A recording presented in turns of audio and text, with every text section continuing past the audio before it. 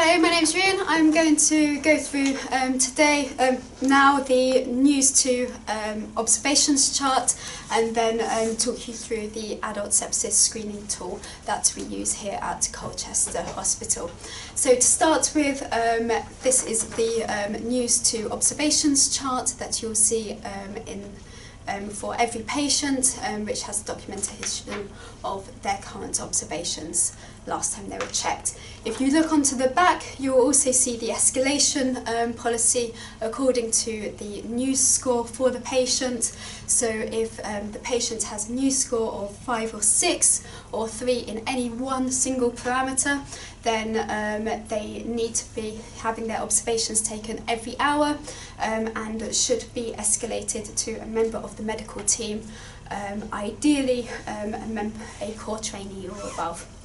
If, however, their NEWS score is 7 or above, then this should be escalated to a registrar, and then again observations this time every 15 minutes until another plan has been put in place according to the protocol here.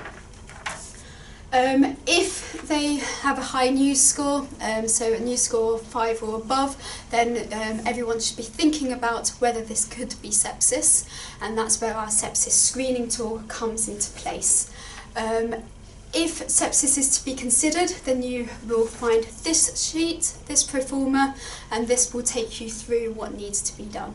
So initially you're looking for any one of the red flags here. So that is, for instance, a respiratory rate of greater than 25 minutes, a low saturation, oxygen saturation, or a low blood pressure. There are a number of different ones here, and you just go through the form to see if there's a red flag present for the patient you're looking after.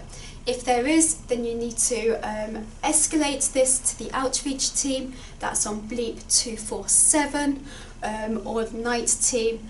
If there is no response, then this needs to be escalated to your CT, your core trainee, or your registrar. You then need to follow the Sepsis 6 pathway on the back, which I'll go through in a moment.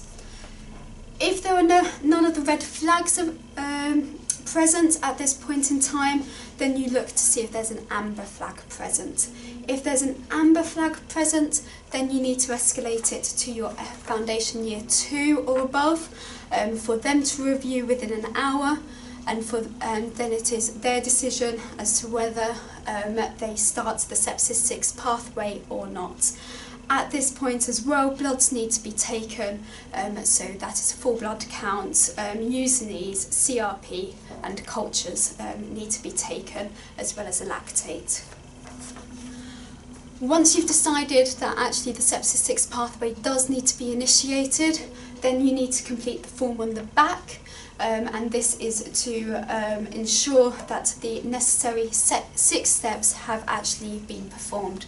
And so that's the take 3 and the give 3 of the Sepsis 6 pathway. So you take blood, you take lactate, and you measure urine output, you give oxygen, you give fluids, and you give antibiotics. All of this needs to be clearly documented here on this pathway.